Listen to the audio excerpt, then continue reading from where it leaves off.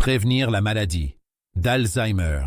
As-tu déjà imaginé te réveiller un matin et ne plus reconnaître les visages que tu aimes, ne plus savoir comment rentrer chez toi alors que tu prends le même chemin depuis des décennies?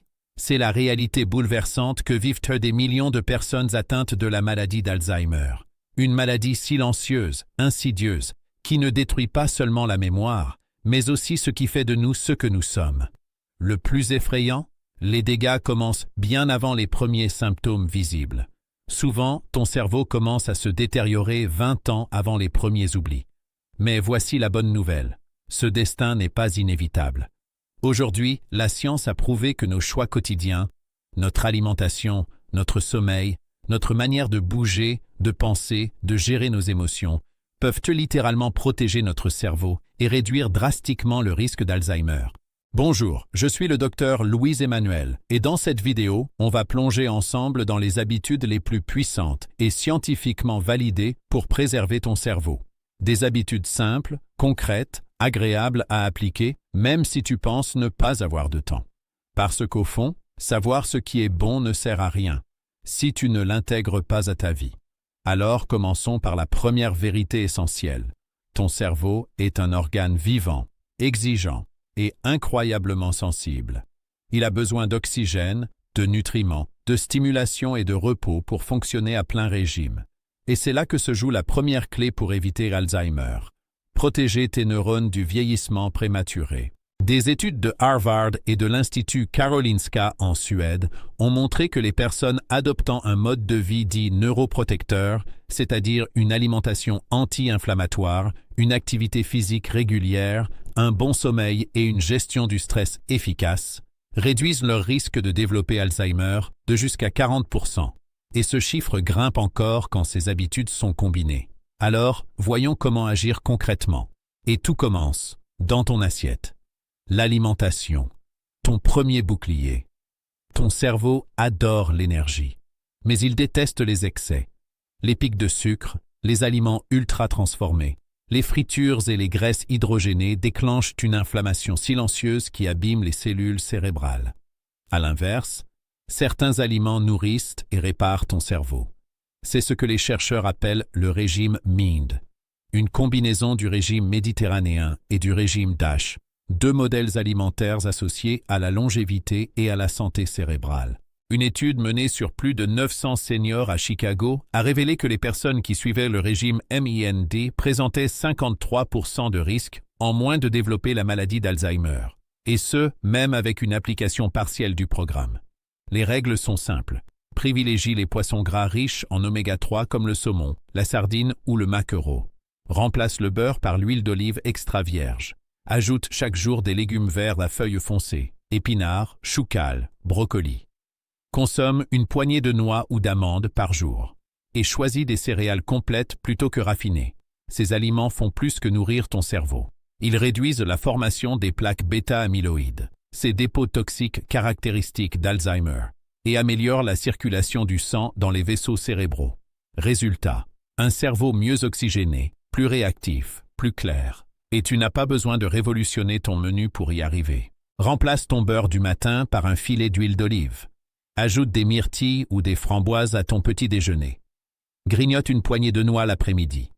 Ces gestes simples, répétés chaque jour, créent une barrière biologique contre le vieillissement neuronal.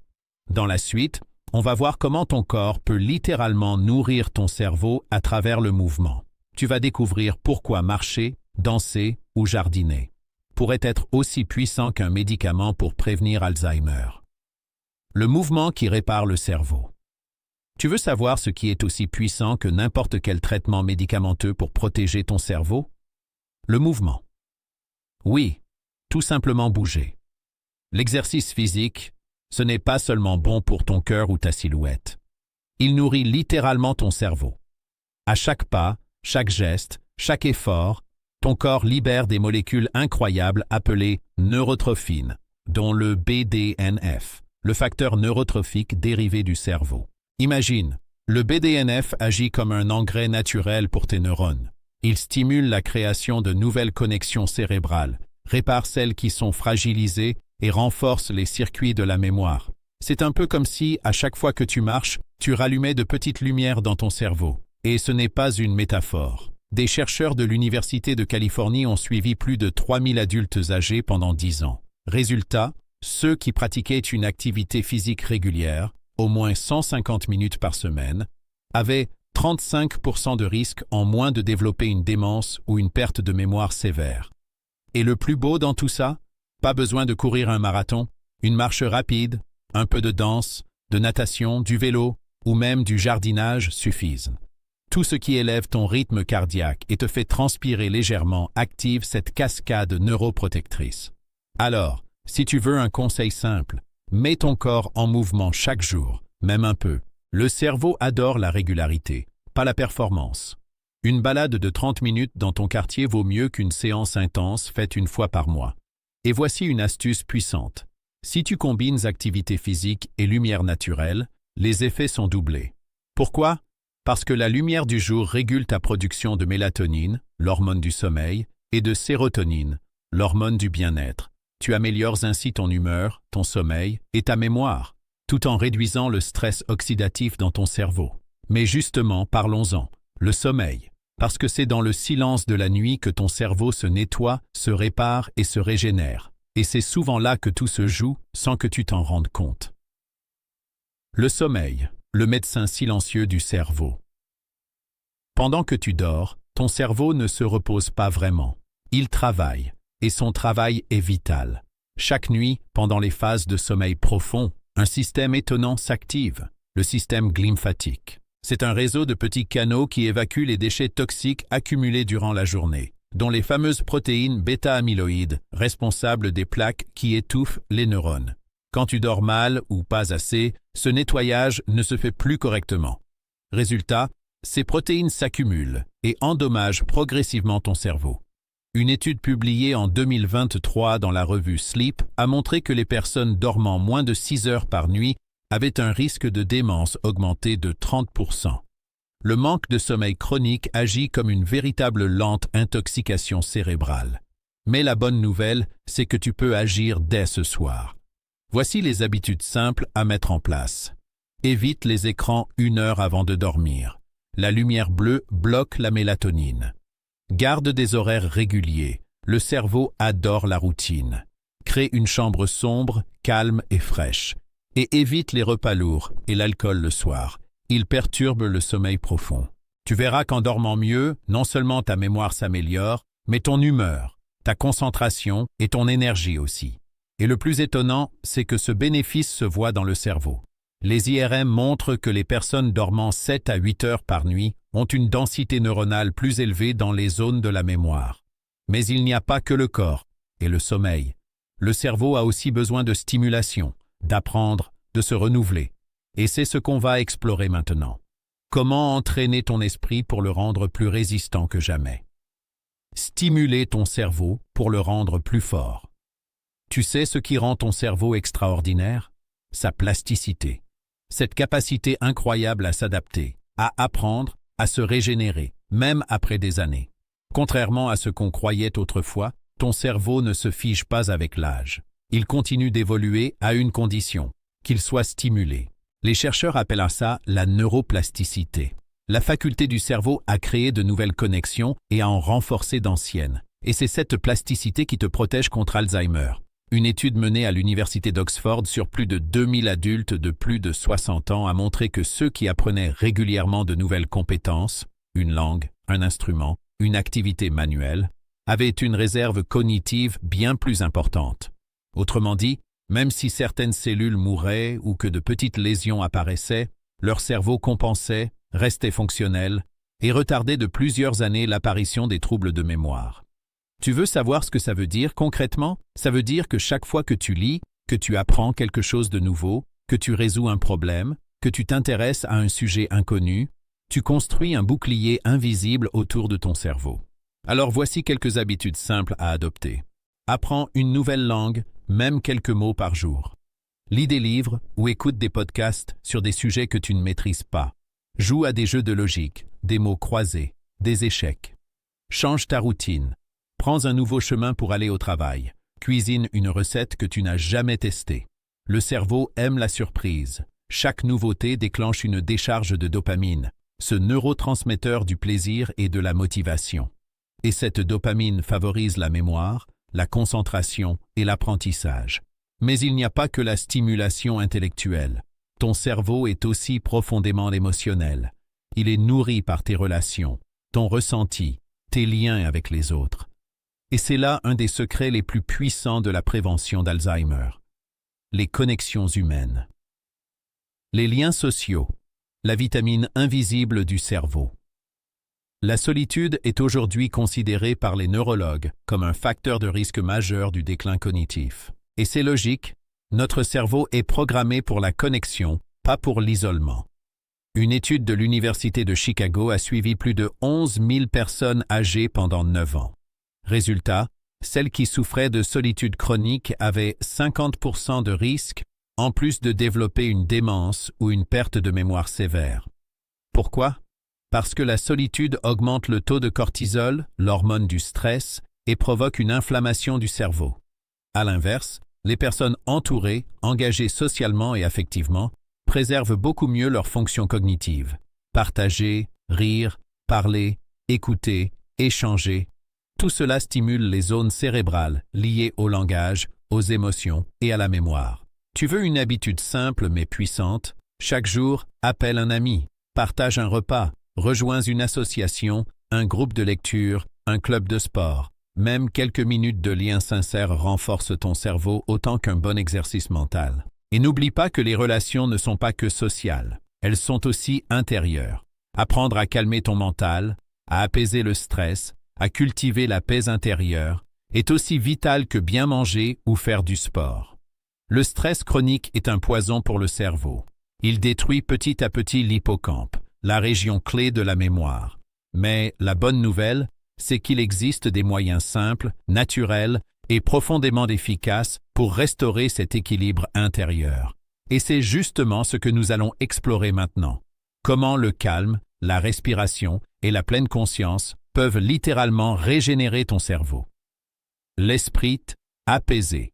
Le secret caché d'un cerveau qui reste jeune. Le stress. Ce mot que tout le monde prononce sans mesurer à quel point il dévaste le cerveau. Lorsqu'il devient chronique, le stress agit comme une inflammation silencieuse. Ton corps produit en continu du cortisol, une hormone utile en petite quantité mais toxique lorsqu'elle s'installe. Ce cortisol attaque directement l'hippocampe, la zone du cerveau responsable de la mémoire et de la concentration. Et à long terme, il réduit la taille de cette région, accélérant le vieillissement cérébral. Mais la science a découvert quelque chose d'extraordinaire. Le cerveau est capable de se réparer quand tu cultives le calme. Des chercheurs du Wisconsin Neuroscience Institute ont suivi des personnes qui méditaient régulièrement depuis plusieurs années. Les IRM ont montré une augmentation de l'épaisseur corticale dans les zones liées à l'attention, à la mémoire et à la gestion des émotions. Autrement dit, un cerveau littéralement plus dense, plus solide, plus jeune. Et pour y parvenir, nul besoin d'être moine bouddhiste. Quelques minutes par jour suffisent. Voici des pratiques simples et validées scientifiquement. La respiration profonde. Inspire profondément par le nez, retiens 2 secondes, puis expire lentement. Fais-le 5 fois. Ce simple geste réduit le cortisol en moins de 3 minutes. La méditation guidée ou la prière. Elles apaisent le système nerveux et rétablissent la cohérence cardiaque, cet état d'harmonie entre cœur et cerveau. Le yoga ou la marche en pleine conscience. Ils allient mouvement et sérénité, libérant à la fois les tensions physiques et mentales.